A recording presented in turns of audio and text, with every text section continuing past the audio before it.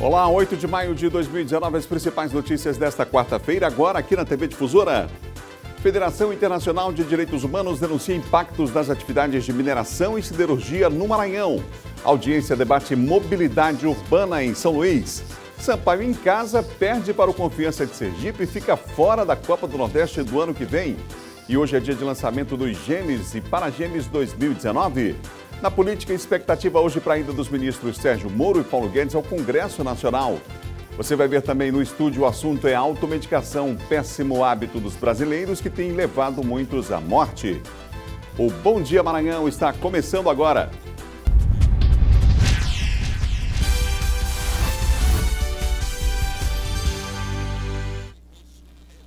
Uma excelente quarta-feira para você que nos acompanha em todo o estado aqui pela TV Difusora. Estamos começando o nosso Bom Dia Maranhão. Bom dia aos amigos aí em Imperatriz, em Caxias, em Codó, em Balsas, na região sul. Um abraço aos amigos em Carolina, acompanhando a nossa programação em Pedreiras. Obrigado pela audiência aqui na TV Difusora. Estamos unindo toda a nossa equipe, já está pronta aqui, preparada para levar o melhor da informação para você já começar o dia bem informado. A informação faz a diferença, né, gente? Então estamos juntos aqui mais uma vez. Obrigado pela preferência, pela audiência aqui do Bom Dia Maranhão, que cresce a cada dia. O nosso muito obrigado.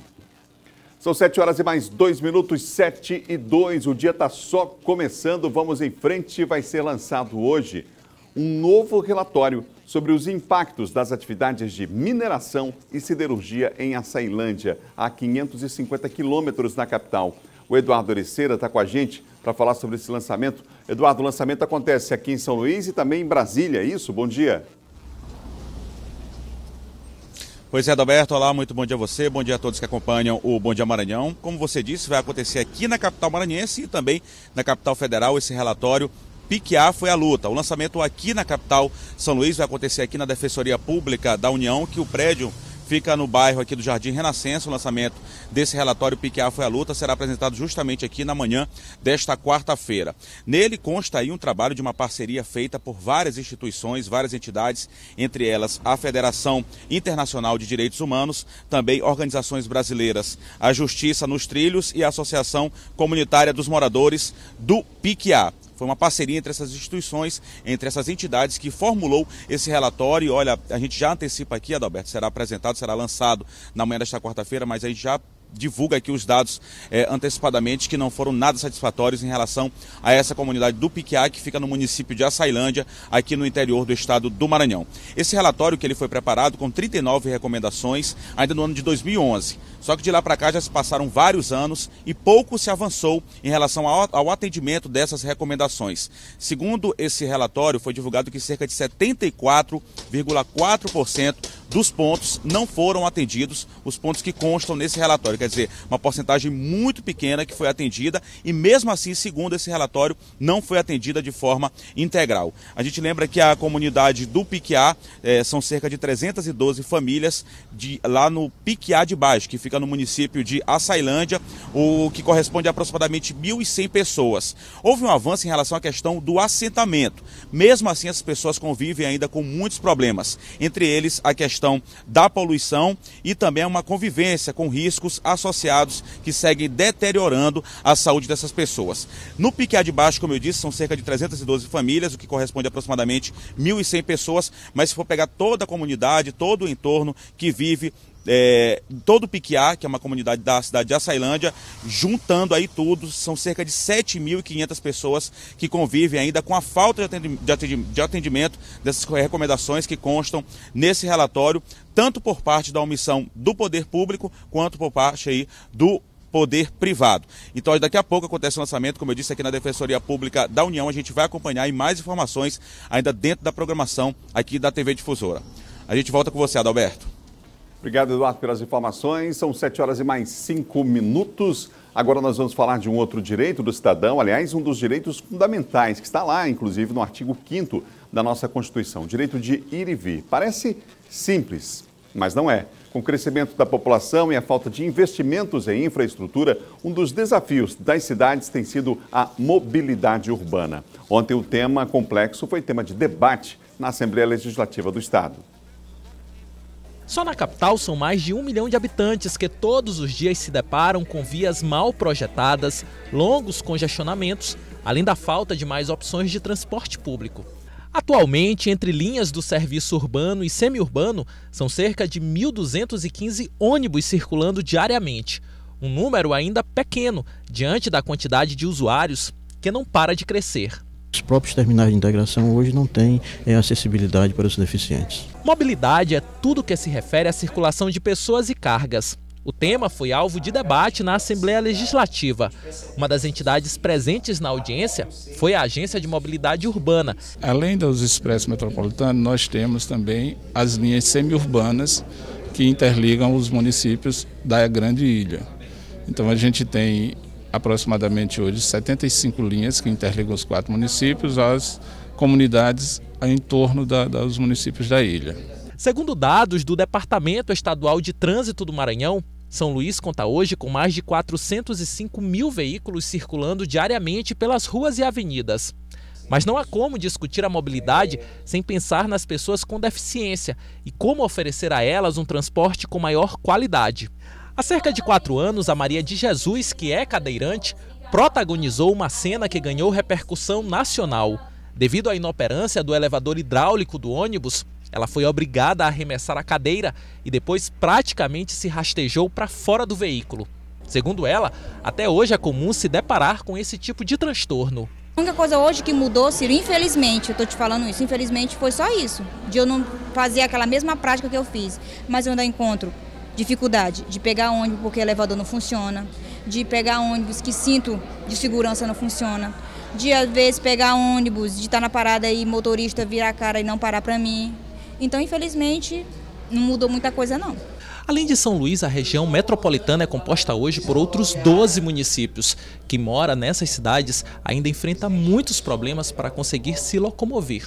Este encontro aqui no Legislativo Maranhense teve o objetivo de estabelecer metas para garantir o direito de ir e vir do cidadão de forma mais cômoda e ágil. Preciso discutir o trânsito, garantir mobilidade, garantir acessibilidade e fazer com que o consumidor maranhense, o consumidor que está presente em nossa capital, tenha um transporte público com qualidade e eficiência. Por isso estamos trazendo esse debate aqui para a Assembleia, para que possamos garantir direitos, garantir resultados e garantir que as pessoas possam ter mais qualidade no seu cotidiano, mesmo porque o transporte público é um dos serviços mais consumidos em nossa capital.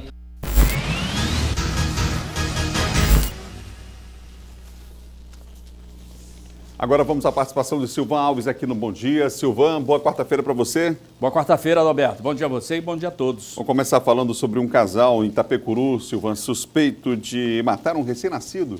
Exato. Esse crime aconteceu agora na semana passada e a Justiça decretou as prisões temporárias do seu Jackson Matos Pereira, de 40 anos, e a companheira dele, Marilene, dos Santos Menezes, de 45 anos. O que aconteceu? A criança foi encontrada morta num povoado lá, Vinagre, no município de Itapecuru Mirim, e aí a delegada Tainara, que é a delegada da mulher lá em Itapecuru, começou as investigações e através de câmeras de segurança, de vídeo monitoramento, conseguiu identificar o veículo que dispensou a sacola com o corpo do bebê lá nesse povoado. Chegou ao Fiat vermelho, de propriedade do seu Jacques, ele usa esse carro como transporte passageiro e aí acabou pedindo à Justiça, e a Justiça decretou a prisão temporária do casal. Ele diz que não sabia que era o corpo de um bebê, que pensou que, como ele trabalha com transporte passageiro, que algum passageiro tivesse esquecido uma sacola com carne dentro e tal, e aí ele diz que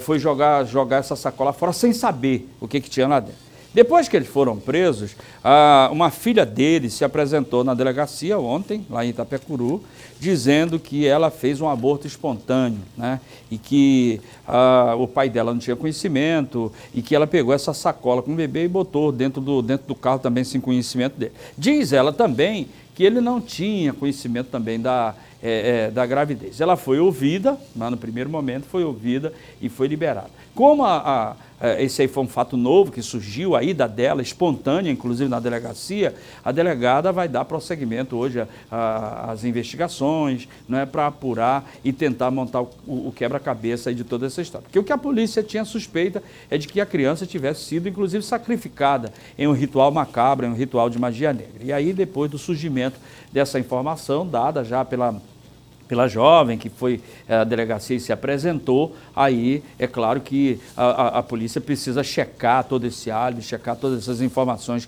que foram prestadas por ela. Silvão, vamos falar agora de um caso envolvendo um professor que teria abusado de uma menina no interior do estado também. Onde foi a cidade? Lá em Conceição do Lagoaçu. Ele foi preso pela Polícia Militar lá de Conceição do Lagoaçu, o professor Evandro Pereira, de 43 anos, o Vandinho, como ele é conhecido. De acordo com a polícia, ele teria se aproximado da menina de 9 anos, que estava, inclusive, em companhia da mãe, em uma igreja lá, onde estava tendo um culto. Ele aproveitou ali um momento de distração, acabou atraindo a atenção da criança. De acordo com o que foi dito pela própria vítima e pelos policiais militares, ele não chegou a consumar o estupro, mas ele teria apalpado e passado as mãos nas partes íntimas da criança. Isso ficou claro no próprio depoimento prestado pela menina. O professor Vandinho, ele foi preso logo em seguida, depois da denúncia feita pela mãe, conduzido pela guarnição da Polícia Militar lá de Conceição do Lagoaçu, lá para a delegacia de Bacabal, onde ele foi apresentado juntamente com a vítima. O que a polícia quer saber agora, Roberto, é se ele já tinha outros procedimentos dessa natureza. Você sabe que a partir do momento que aparece uma denúncia, já apareceram outras pessoas que teriam, outras crianças que teriam sido também vítimas desse mesmo tipo de crime praticado pelo professor. Obrigado, Silvão. Bom dia para você. Ok, bom dia, Adalberto. Bom dia a você e bom dia a todos. Silvão Alves, que apresentou agora há pouco o Bandeira 2, participou aqui do Bom Dia Maranhão. São 7 horas e mais 13 minutos, não perca a hora, 7h13. Agora nós vamos à Imperatriz com Luiz Carlos Lima. Bom dia, Luiz. Olá, Adalberto, bom dia para você também, bom dia a todos que nos assistem. Olha, aqui em Imperatriz, moradores dos parques Alvorada 1 e 2 foram seriamente castigados pela chuvarada do mês de abril, que deixou esses bairros debaixo d'água. Muitos moradores perderam tudo e agora eles reclamam do acúmulo de sujeira e de lixo nas ruas. Há um mês, faz parte da rotina queimar o lixo na porta de casa, pelo menos para os moradores da Rua 7, no Parque Alvorada 1. Tem muito lixo acumulado, a gente está queimando porque não tem onde colocar, carro do lixo não passa, catatreco nunca passou. Todo o material que é queimado são os móveis e eletrodomésticos perdidos. Essa pode não ser a saída mais adequada, mas é o único jeito que a comunidade achou de amenizar o amontoado que estava na rua desde o início do mês de abril. Depois da enchente nós não tivemos nenhum político que tivesse acessibilidade de vir aqui para ver o local depois da enxurrada, deixando esse acúmulo de lixo fora do normal. Foi nessa enxurrada que a rua também ficou ainda mais precária, com acessos parcialmente interrompidos. A gente tem criança para ir para a escola, a gente vai deixar, vai buscar, e o acesso está muito ruim, entendeu? Então, desde que aconteceu essa enchente para cá, a estrada cortou, a gente está passando por um lado, igual vocês vieram por aqui, né, viu que está ruim. Então, o outro lado ali nem passar, não passa. Em nota, a Prefeitura informou que durante 2 semanas as equipes de limpeza pública estiveram oferecendo todos os serviços nas áreas mais atingidas pelas enchentes. Agora, os serviços de coleta de lixo retomaram ao cronograma. A Prefeitura esclarece ainda que o serviço de catatreco e o recolhimento de entulhos funciona mediante agendamento prévio feito por meio de ligação e solicitação de cada morador. O telefone que realiza esse agendamento é o 99162-6101, 99162-6101, com atendimento das 8 da manhã às 6 horas da tarde. Agora a gente muda de assunto para falar que Imperatriz dispõe de belas áreas públicas de lazer.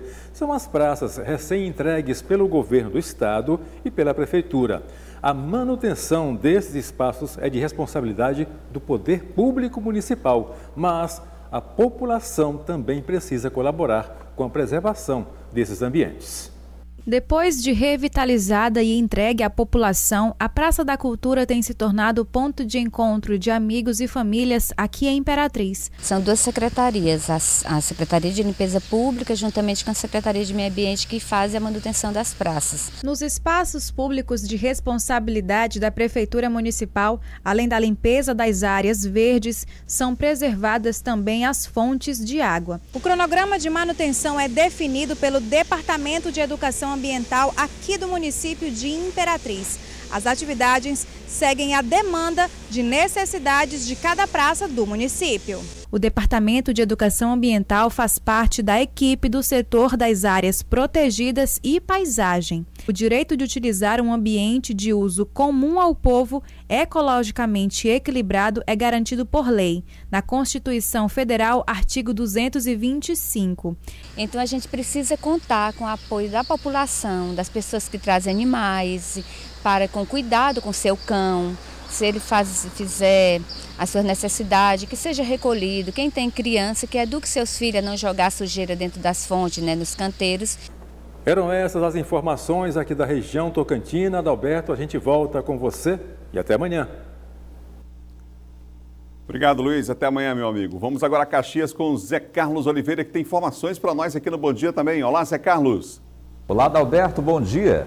A OAB Subseção Caxias promoveu um evento com a exibição de um documentário sobre o tema violência obstétrica. O encontro também discutiu sobre o direito da mulher à assistência humanizada na hora do parto. Você sabe o que é violência obstétrica? O que o médico pode fazer ou não no momento do parto? Quais são as opções da mãe?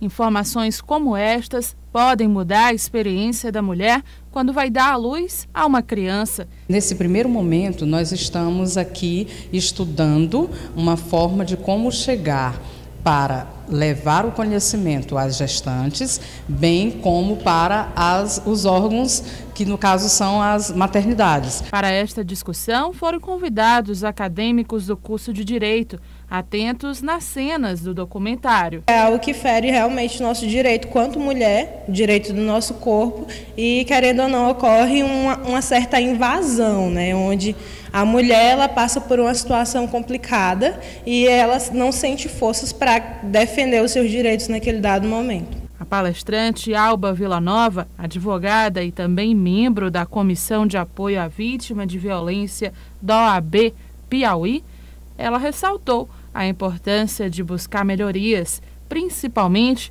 porque ainda há grandes incidências deste tipo em todo o país. Eu fiquei muito feliz, muito satisfeita por ver essa iniciativa da Comissão da Mulher Advogada da Subseção de Caxias, de querer se informar mais, querer abordar esse tema juntamente com os outros profissionais do direito, com os profissionais da saúde e com os acadêmicos. Bom dia para você e até a próxima, Adalberto. Até a próxima, Zé Carlos. Está aí, portanto, nosso Zé Carlos Oliveira, direto de Caxias. No próximo bloco, nós vamos falar sobre os riscos da automedicação. E tem ainda Diogo Coutrin no quadro de política. Entre os assuntos, destaque hoje aí do ministro hoje Sérgio Moro e Paulo Guedes no Congresso Nacional. E ontem a fala do ministro da Educação, afirmando que bloqueio não é corte. Já já, depois do intervalo, são 7h19. Fique ligado aqui no Bom Dia Maranhão.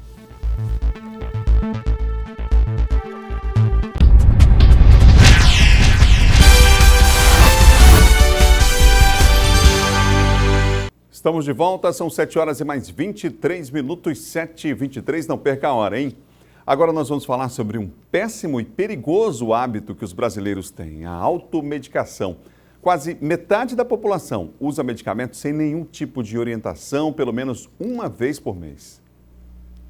Devido aos problemas de saúde que enfrenta, a Laura normalmente recorre a essas medicações que não faltam na casa dela.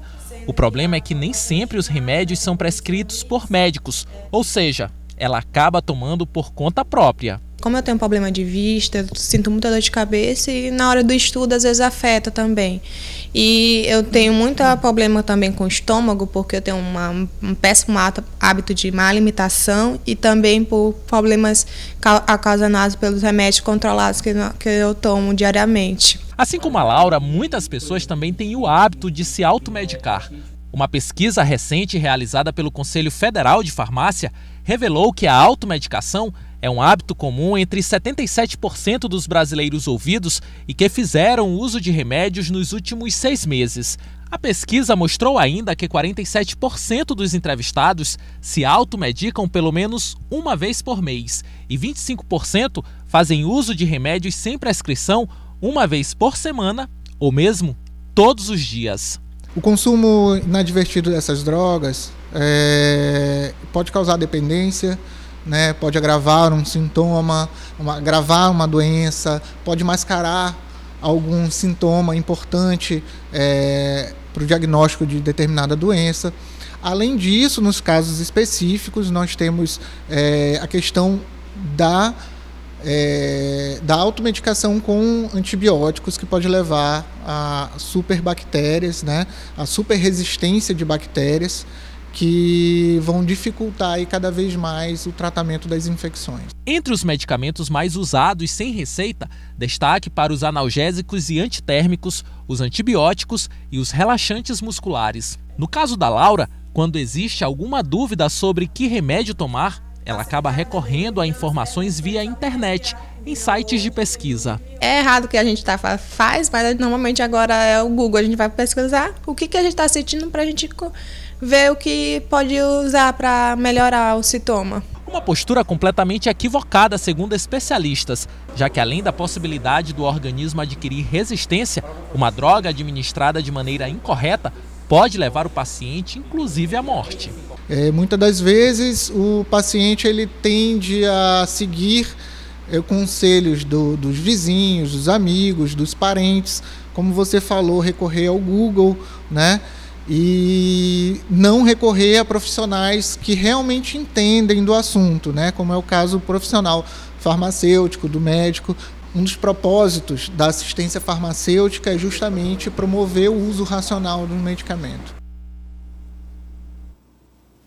Aqui no estúdio nós vamos falar mais sobre o problema com o presidente do Conselho Regional de Farmácia do Maranhão, Carlos Toledo. Presidente, bom dia. Bom dia, Adalberto. A pesquisa foi muito bem feita, ela entra no nível de detalhamento que a gente não tinha observado antes e apresenta uma novidade aqui, que é a automedicação daqueles pacientes que já passaram pelo médico, ou seja, eles têm uma receita que foi prescrita, mesmo assim eles alteram. Como é que funciona isso? Assim, Adalberto, essa pesquisa, né, realizada pelo Conselho Federal de Farmácia, pelo Instituto Datafolha, traz essa novidade. Na realidade, ele levanta um perfil de utilização de medicamentos, onde, além da prática, como nós vimos na entrevista, dos riscos inerentes à medicação, foi verificado que muitos pacientes, dentre eles a maioria desse fato, na pesquisa evidenciada, homens, né, eles fazem o quê? Modificações, mesmo diante de uma prescrição médica. Essas modificações são consideradas como falhas na adesão ao tratamento, ou seja, a adesão ao tratamento deve ser concebido pelo próprio usuário, que é o protagonista do tratamento também, como a aceitação, a frequência, ao modo de utilizar corretamente como está descrito e é orientado tanto pelo médico como orientado pelo farmacêutico. Então ele suprime doses, ele aumenta doses, ele deixa de utilizar o medicamento, né? Então são consideradas falhas na adesão, onde o processo educativo, tanto pelo médico como reforçado pelo farmacêutico, ele é muito importante. Quais são os riscos disso? Vamos falar mais uma vez, porque o mesmo remédio que cura, mata, né?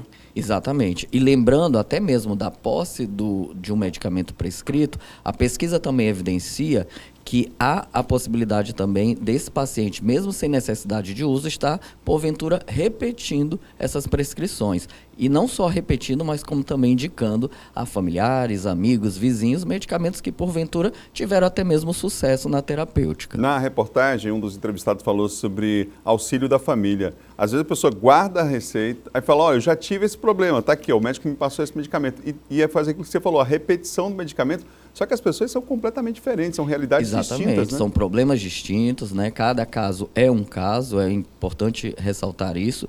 E assim, o objetivo terapêutico é que dê certo, mas uma vez dando certo, não é para que ele possa estar repassando para vizinhos, amigos ou familiares. A pesquisa também identificou um outro aspecto em relação ao comportamento, que é 22% dos entrevistados que utilizaram medicamentos nos últimos 6 meses tiveram dúvidas. E aí, na hora da dúvida, para quem perguntar? Mas, além disso, com dúvida, e às vezes vão ler na bula lá e observam algum detalhe, param o tratamento. Quer dizer, esse é um outro comportamento também que deve ser evitado, né? Exatamente, né? Quer dizer, ali tem descritas uma série de informações, né? Vale ressaltar que na bula do medicamento, para isso a Agência Nacional de Vigilância Sanitária, ela coloca à disposição bula de usuário e bula para os profissionais da saúde, com informações que são mais técnicas, né, inerentes mesmo à resolução de problemas dessa terapêutica, né, que são preparados para esse tipo de público. Eu falei sobre a dúvida e a consulta, né, e as pessoas, a pesquisa mostrou que primeiro, depois do médico, consultam geralmente a internet, depois a bula, e em quarto lugar, os farmacêuticos. Hoje a gente tem um acesso muito maior a esses profissionais, devido inclusive mudanças na legislação, a exigência da presença desse profissional nos estabelecimentos. Por que ficou em quarto lugar aí o farmacêutico? Qual é o impedimento ainda? Na realidade, o acesso ao profissional ele é bem visto e está sempre disposto à população, bem facilmente. Ainda passa por um processo muito cultural, né? Como foi visto na própria matéria, né? A facilidade do uso de recursos de informações como o Google e outros indexadores ainda é muito utilizado, principalmente pela população jovem, que tem tanto acesso às tecnologias quanto ao próprio medicamento, né?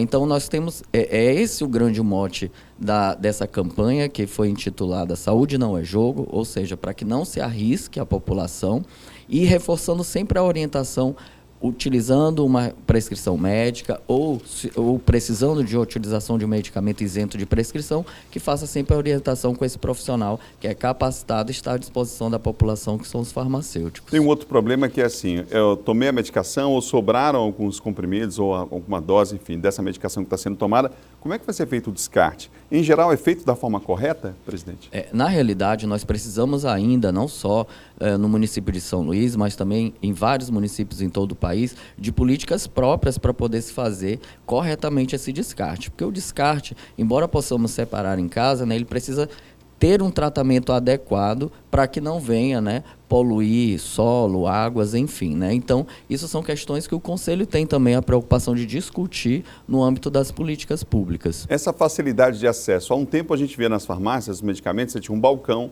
e os medicamentos ficavam ali atrás do balcão. Hoje em dia você é como se fosse no supermercado, você vai passando na drogaria, você vai vendo essa medicação de um acesso muito rápido e fácil ali. Há uma discussão também do Conselho nessa direção? Na realidade, a disponibilização desses medicamentos isentos de prescrição, que são os únicos que podem ficar além do balcão, eles, como bem dito por você, já por um tempo atrás, já foram atrás do balcão, né? Então, são condições políticas que a profissão farmacêutica, capitaneando também todas essas questões e na inserção política da saúde, tenta, né, driblar, porque isso também são outros avanços dentro desse tipo de varejo específico que trazem também esses prejuízos, facilitando assim esse acesso dessa forma. A pesquisa mostra também um alto índice de utilização de antibióticos, gente, 42% na automedicação. Só são superados aí pelos analgésicos e antitérmicos, com 50%, segundo a pesquisa. Presidente, obrigado pela entrevista. Eu que agradeço. Você ligado aqui no Bom Dia Maranhão, vamos mudar de assunto. Os deputados estaduais devem votar hoje a autorização solicitada pelo governo do estado para obter um empréstimo de 600 milhões de reais para pagamento de precatórios. Veja como foi a última sessão da Assembleia Legislativa. Foi a primeira sessão realizada após a reeleição do deputado Otelino Neto como presidente da Casa. Na ordem do dia, poucos projetos foram votados. O deputado Dr. Iglesio trouxe para o plenário uma discussão realizada pela Comissão de Assuntos Municipais e Desenvolvimento Regional que pretende disciplinar o funcionamento dos abatedouros no estado. A saúde da população é um bem precioso das pessoas, é objeto da atenção nossa enquanto parlamentar, enquanto comissão tanto na Comissão de Assuntos Municipais e Desenvolvimento Regional, como na Comissão de Saúde. Portanto, trouxemos essa discussão e iniciamos hoje um grupo de trabalho que passa a ter reuniões periódicas para organizar os diferentes entes públicos que realizavam um bom trabalho, porém de maneira descoordenada, e que com isso tendiam a não conseguir os resultados que a gente tanto precisa. Já o assunto mais importante dessa semana deve ficar para essa quarta-feira, quando deputados devem apreciar o projeto apresentado pelo governo do estado, que solicita autorização para fazer um empréstimo de mais de 600 milhões de reais para pagamento de precatórios. Já foi aprovado na CCJ, está fechando também o relatório na Comissão de Orçamento. O projeto foi muito discutido e agora essa semana ainda deve vir ao plenário e a semana que vem a gente fecha em segundo turno.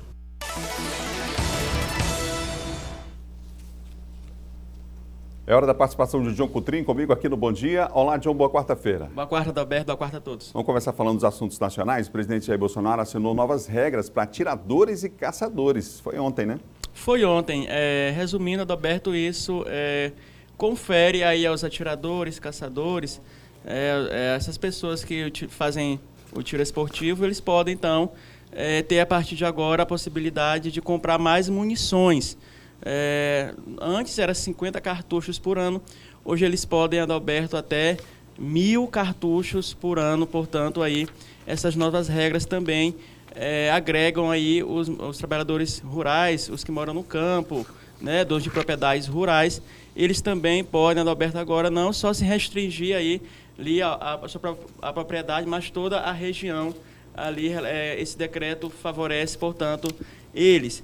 O que o Fórum de Segurança Nacional alerta, Adalberto? Que isso pode acabar gerando aí o mercado negro da venda de munições. Além disso, eles avaliam que burlam a lei, né? Burlam a lei de desarmamento. Então, eles acham que isso deveria ter passado pelo Congresso. É a crítica que eles estão fazendo em relação a isso, a essa medida tomada pelo governo Bolsonaro, e também infere que deveria haver uma discussão maior. O governo está tomando essas medidas que podem, segundo eles, através de estudos feitos, aumentar o número de mortes por conta daí do atirador poder agora, no trajeto, Adalberto, já ter a arma com a munição carregada. Ou seja, você iria para o clube fazer o clube de atiradores, mas você não levava a arma carregada. Agora você já pode fazer isso também. Ou seja, então, essas foram as críticas pontuais feitas em relação a essa medida tomada pelo governo Bolsonaro, que aumenta, portanto, aí a possibilidade de abrangência do armamento, do poder da arma com munição e também dos atiradores. E aí fica a atenção também, a gente já tem um país que tem nos últimos anos registrado um número altíssimo de conflitos de terra e de mortes, inclusive. Exatamente. Por conta desses conflitos. Fica aí a atenção e a preocupação também. John, vamos falar agora sobre o ministro da Educação, que disse que bloqueio não é corte. As pessoas estão entendendo errado a fala dele em relação às instituições federais de ensino. Acho que ele criou um novo sinônimo, o ministro da Educação, porque, segundo ele, essa retenção de 30%, né, dessas destinações de verbas para as universidades não são cortes na avaliação, na concepção do ministro, onde ele esteve reunido ali no Senado, conversou com os senadores, Adalberto, e disse que não há cortes. Primeiro, porque ele disse que não são relacionadas às despesas obrigatórias, são aquelas despesas discricionárias relacionadas não a pagamentos de funcionários, não a funcionamento ali da universidade, mas a questão discricionária, a gastos discricionários que podem ser cortados, ou seja, gastos relacionados à luz, à limpeza, podem ser contingenciados. É isso o termo que ele está utilizando, contingenciar aí os recursos, em vez de usar o termo cortes. Portanto, o ministro fez essa avaliação e, segundo ele, pode também, se isso não for feito, infringir a LRF, Lei de Responsabilidade Fiscal. Portanto, essas são medidas tomadas que podem, Adalberto, ser revestidas, segundo ele, se houver aí um crescimento do país e também com a aprovação da reforma da Previdência. John Coutrin, a provável candidatura do conselheiro Edmar Coutrin em São José de Ribamar já está gerando aí uma expectativa em relação ao Tribunal de Contas do Estado, né?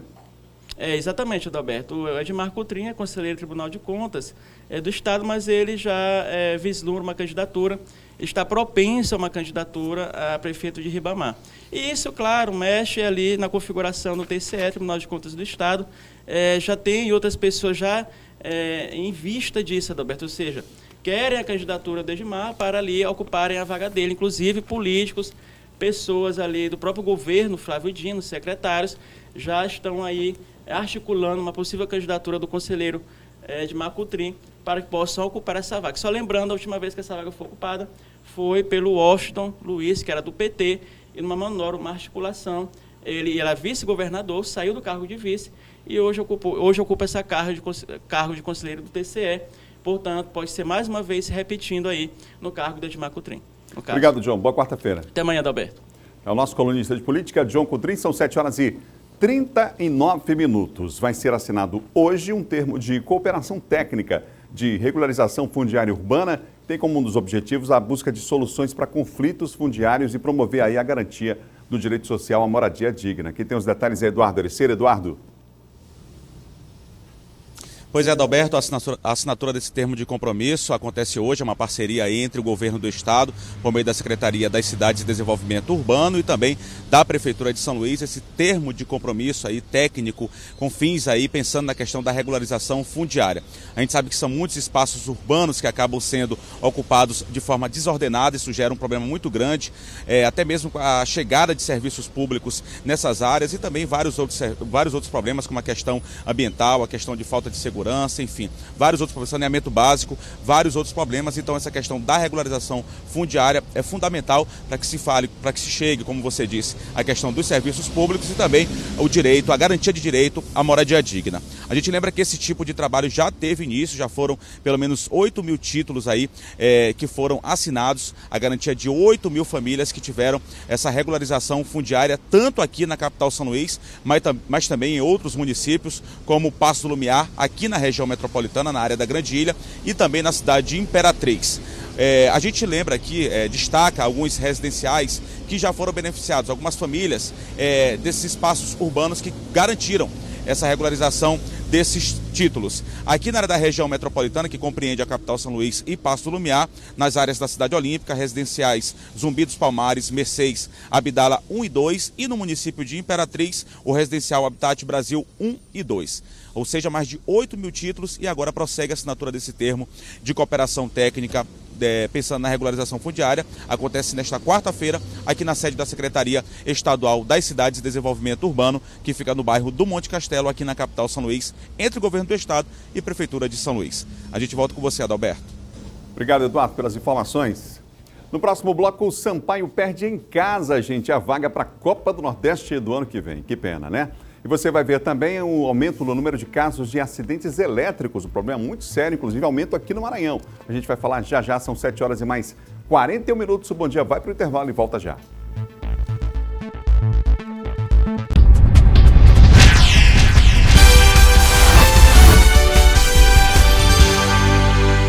São 7h e mais 45 minutos, você ligado aqui no Bom Dia Maranhão.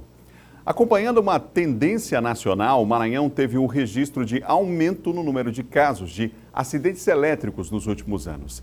A autoconfiança é uma das causas de tantos acidentes. E um detalhe, hein? No período chuvoso, claro, os cuidados devem ser redobrados. Quando o assunto é energia elétrica, Arley confessa, a preocupação em evitar acidentes já foi bem maior. Eu tinha a preocupação de estar tapando as tomadas e orientando eles como usar os aparelhos deles eletrônicos de uma forma correta para evitar tomar choque.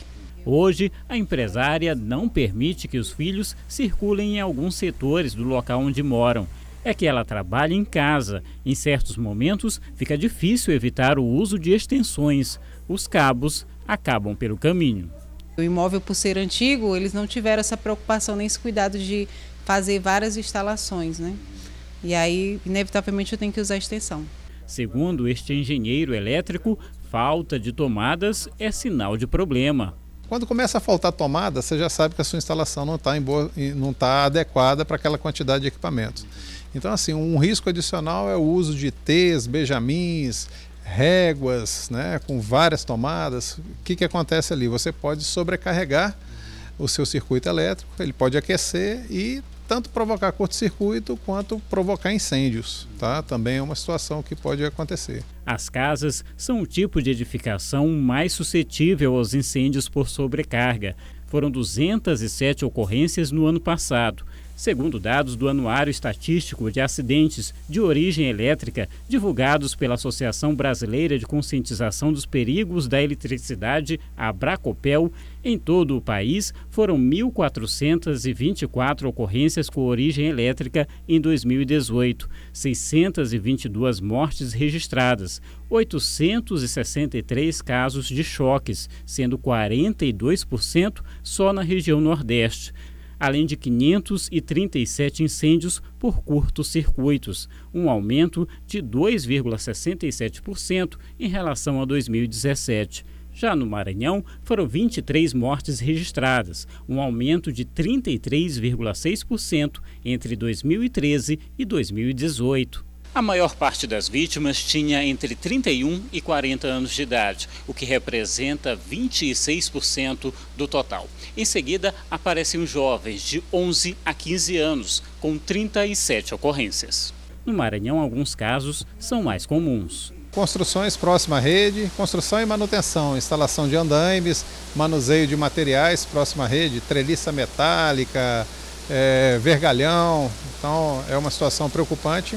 O especialista lembra também que ainda estamos no período chuvoso. Algumas situações devem ser evitadas nesta época do ano. No ano passado foram 537 ocorrências por descargas elétricas. Nessa época temos aí as trovoadas, né? Raios e trovoadas. Então você deve evitar de mexer nos equipamentos nesses períodos, deixar ligado na tomada somente os equipamentos que são estritamente necessários, evitar de secador de cabelo com corpo molhado, descalço, são situações que realmente potencializam a possibilidade de acontecer um acidente.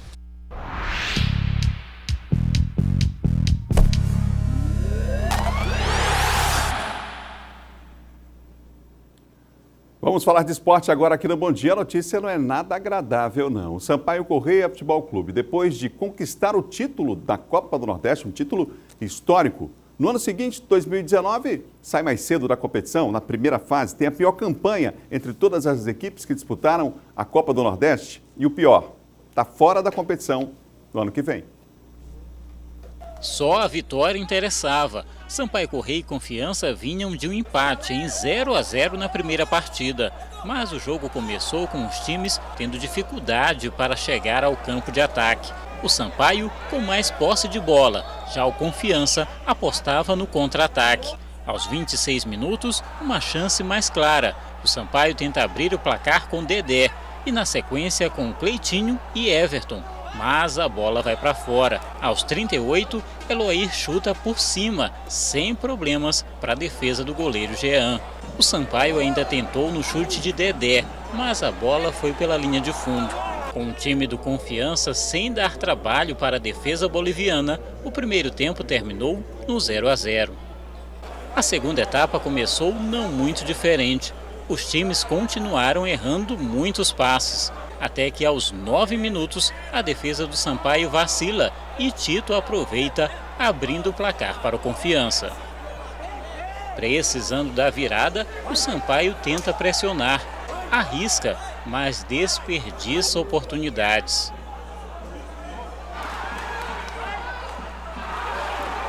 Já nos acréscimos, Renan aproveita nova falha da defesa boliviana e bate na saída do goleiro Andrei, ampliando o placar e garantindo vaga para o time sergipano. Isso era um jogo muito importante para o clube, né? Jogar a Copa do Nordeste ano que vem. Graças a Deus a gente conseguiu fazer 2 gols e sair com essa vitória e essa classificação aí. Pelo Sampaio, o técnico Julinho Camargo lamentou a derrota dentro de casa. A gente tentou fazer o jogo para vencer. A gente teve a iniciativa o tempo inteiro, desde o início do jogo. Era jogo de um campo só, né? E tivemos os 3 enfrentamentos com essa equipe e eles saíram hoje com a vitória. Agora é pensar na Copa do Nordeste, Copa do Nordeste, no Brasileiro da Série C e na Copa do Brasil, né, frente ao Palmeiras. Difícil a situação da equipe boliviana, que contratou aí praticamente 12 jogadores já para o Campeonato Brasileiro, para ser o restante da temporada 2019, mas fica fora da competição importante, perde dinheiro em caixa o Sampaio, tudo isso numa partida, no caso ontem, contra a equipe do Confiança. Aí não tem Andrei que segura, goleiro muito bom, fez diferença no jogo fora lá em Sergipe, mas aqui realmente não deu. Torcida boliviana na bronca e o técnico Julinho Camargo prestigiado pela diretoria. Vamos lá, vai ser lançado hoje os Jogos Escolares Maranhenses 2019 e o Paragêmeos também. A abertura acontece lá no mês de agosto, mas o lançamento é hoje. O Eduardo Ereceira está com a gente para dar mais detalhes. Competição importante, hein, Eduardo? Pois é, Adalberto, acontecendo hoje o lançamento oficial dos Jogos Escolares Maranhenses neste ano, no ano de 2019. O lançamento oficial que acontece com a presença do secretário estadual Rogério Cafeteira, secretário estadual de Esporte e Lazer, a partir das 9 horas da manhã, em um hotel aqui da capital São Luís, no Gran São Luís Hotel, que fica no centro histórico aqui da cidade. Na oportunidade do lançamento oficial do GEMES 2019, vai acontecer o lançamento também, a apresentação à imprensa da nova marca publicitária do GEMES.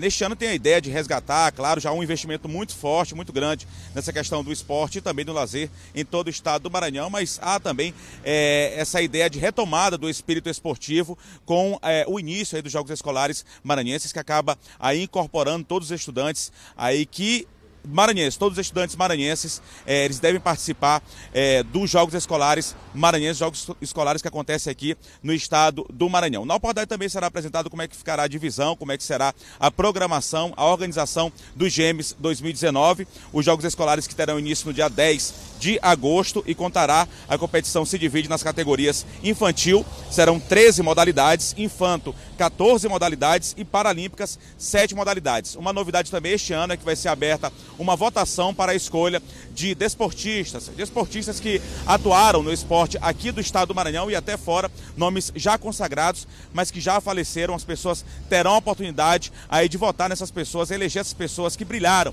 que levaram o esporte maranhense, brilharam aqui no estado do Maranhão e levaram o nome do esporte maranhense até para fora do estado. Abertura, lançamento oficial, a partir das 9 horas da manhã de hoje. A gente volta com você, Adalberto. Obrigado, Eduardo. A todos um ótimo dia, uma boa quarta-feira. Amanhã a gente se encontra, vamos falar sobre adoção, um tema extremamente importante amanhã, um dos assuntos do Bom Dia Maranhão, tá bom? Outras notícias no nosso portal MA10. Tenham todos um ótimo dia, a gente se encontra amanhã.